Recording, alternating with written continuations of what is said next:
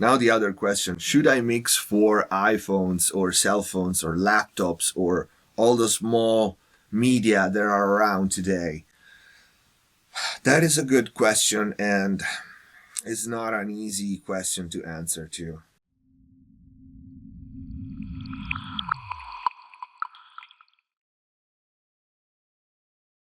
Before we start, bear with me. If our videos are helping you in any way, you want to support the channel, we have a MixBuzz TV store where you can buy t-shirt, mugs, hoodies, and we have an Amazon code and Amazon shop. So if you shop on Amazon, use those and support MixBuzz TV at no additional cost. And if you didn't know, my new personal channel is open. It's called Find Your Strength.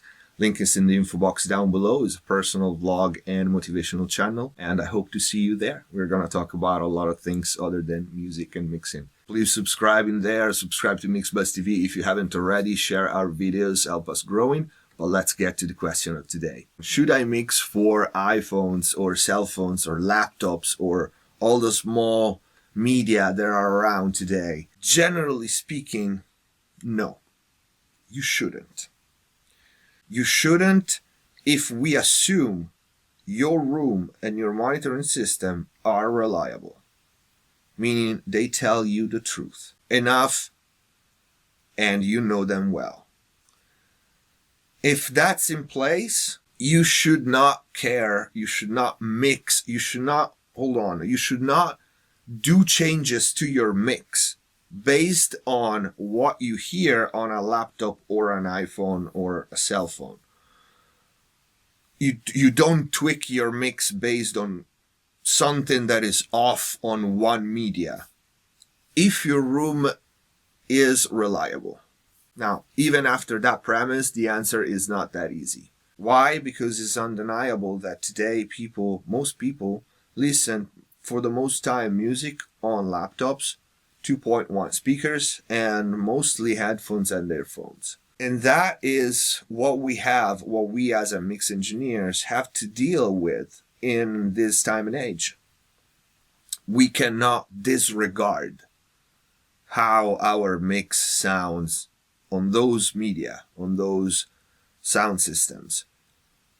And what is the solution? Well, unfortunately, is to have 2-3 media like that at a hand reach. And if you are in doubt, or if you've been mixing in your room for hours and hours and you might be tired or you might have lost objectivity, to check on those. And that kind of contradicts what I said at the beginning. Don't adjust your mix based on what you hear on those playback systems, phones and laptops. But here is a matter of how much. If you mix in your room and your mix sounds good, you're happy with that. And when you listen to your phone or laptop, it sounds completely off. It completely sounds like shit. That tells you something, and that shouldn't happen. Now, the two major problems are usually phase and monocompatibility when this phenomenon happen. If major element in your mix disappear when listened to a small speaker like a phone, it probably means you have a major phase issue going on in your mix. Why you don't hear it in your room should be your first concern. And that could be so many things. There are so many variables. We will try to cover it in another video maybe. But that should be your first concern. The next most common problem is low end. And we have two variations. Either it's too much, like for example on 2.1 speakers that have the little sub. It start to blow up when you play your mix in there, or the opposite. You don't hear bass kick, nothing in the low range when you listen to your laptop or your phone. And this is a very common problem because it's a very common problem on small rooms and not very well treated rooms. The low end. Either you have a null, and if you have a null, means you don't hear a certain range of frequency, usually the low end, 90, 80, 40, 50, something like that. So you boost it. You boost it while in your room, you go out, the 2.1 speaker blow the fuck up.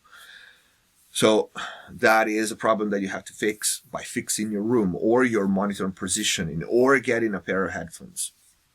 The second one, the lack of low end in small speakers, is because the power, all the energy of your low end elements, kick and bass, only have very low frequency content or sub-frequency content. That is not one but two problems. The first one is your kick, bass, or all the other low energy element will not be heard in small speakers because small speakers just cannot reproduce those low frequencies and sub-frequencies.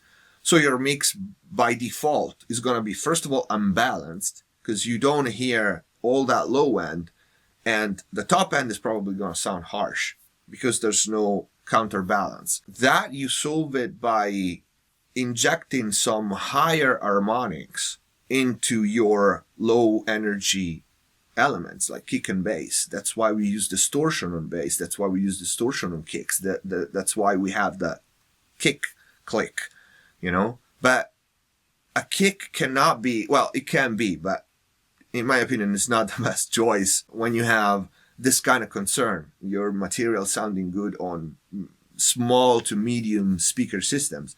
A kick cannot be just click and sub energy. It has to have meat. It has to have a body, whether it is 180, 120, 80, something like that. But it has to have a mid presence somewhere. How much? You will decide based on every song, but it has to have it. Same for the bass. It can't have just a round, very deep low end. It needs a little higher harmonic in the mids, 900, 800, 700. I'm just giving you random numbers. Well, not random numbers, just common numbers. Don't take them too literally. But the concept is important. It has to have some meat. And even the bass, the super high frequencies, not super, even if they are not obvious, you need to inject some of the high end because it helps with intelligibility on small speakers. And so, yeah, the first basic need for a mix engineer is to have a good monitoring system. It's not the hardware, it's not the machines, it's not the EQs and the compressor. The very first thing that a mix engineer need is a reliable sound system in a good sounding room. And by reliable, I mean that it tells you the truth, that you know it. And even if it's not flat, you know it well. So you know how your mix will translate from there. But today, there are so many different medias and so many different playback systems that we have to also check on those. Also is just also. Don't mix the whole song based on what you hear on a phone or on a laptop. That is so wrong. I kind of heard some people doing that. That is so wrong. I don't even know what to say, how to comment that. That is not mixing. But I don't want to go into that debate. Everyone, does what it works for them. This is just my advice. So take it with a grain of salt. Let me know if you have any questions, anything that I missed in this, anything that you want to know, anything you want me to go into detail about. And let me know if you like this video. Leave us a like if that's the case. Please leave comments down below, guys. Ask questions. I will reply to you. Let me know what you want me to talk about next time in the next videos. And like I said, my new channel is open. Link is in the info box down below. It's called Find Your Strength. We're going to talk about a lot of things in there. And I think this is the first video that I do with my new tats unwrapped and on display. If you want to know the meaning behind them and if you want to talk to me, come to the new channel and I hope to see you there. So thank you for watching. Subscribe to MixBuzz TV if you haven't already. Share our videos, help us grow. Follow us on social media. Hit the store if you want to support the channel. See you next time.